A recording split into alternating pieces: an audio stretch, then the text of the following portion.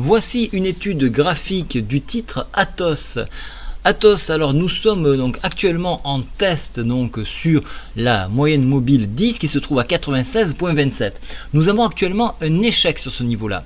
Si vous l'avez bien remarqué, et là je vais vous le tracer et vous allez voir que ça va être très clair, je vais prendre un couloir de tendance. Voilà, on va le tracer ici. Hop, vous voyez qu'il y a un canal qui se dessine, une zone de travail, ce qu'on appelle un range de travail. Donc on vient de taper la borne supérieure ici et on tend à aller chercher la borne inférieure.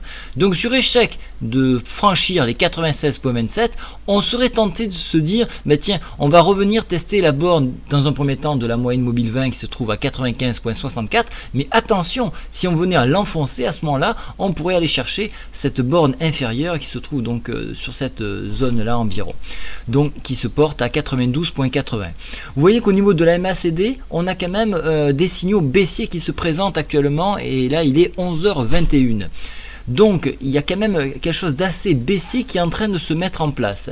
Si on regarde au niveau du stochastique, vous voyez qu'on est sur quelque chose d'assez végétatif. Donc il va falloir attendre une information plus claire, à savoir ou un enfoncement 95-64 pour un retour de borne basse 92-80 ou un franchissement des 96.27 pour aller chercher la borne supérieure qui se trouve elle à 98.40 points. Voilà un petit peu ce que l'on peut dire en journalier sur cette valeur. Si maintenant je passe en semaine, et vous le voyez, là c'est assez clair, on s'est servi de la moyenne mobile 10 pour prendre appui et pour tenter d'aller encore plus haut. Vous voyez que nous avons une consolidation qui se fait depuis, alors si je prends la clôture ici, depuis le 18 septembre sur ce titre-là. Donc cette consolidation là a permis au stochastique de refroidir et de ce fait donc pouvoir envisager un débordement. Vous voyez que là également que la Bollinger se contracte et donc on risquerait d'avoir un retour à la volatilité.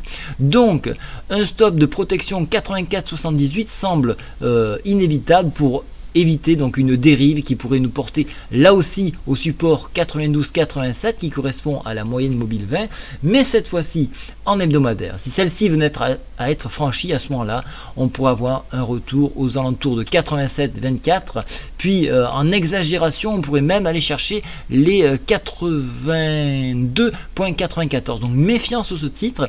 Nous avons une configuration baissière également en hebdomadaire et ce n'est uniquement parce que la moyenne mobile 10 et 20 résistent que le cours se maintient. Donc attendons une consolidation plus ferme, une information, une indication en journalier pour tenter pourquoi pas ou une sortie vers le haut ou une sortie vers le bas.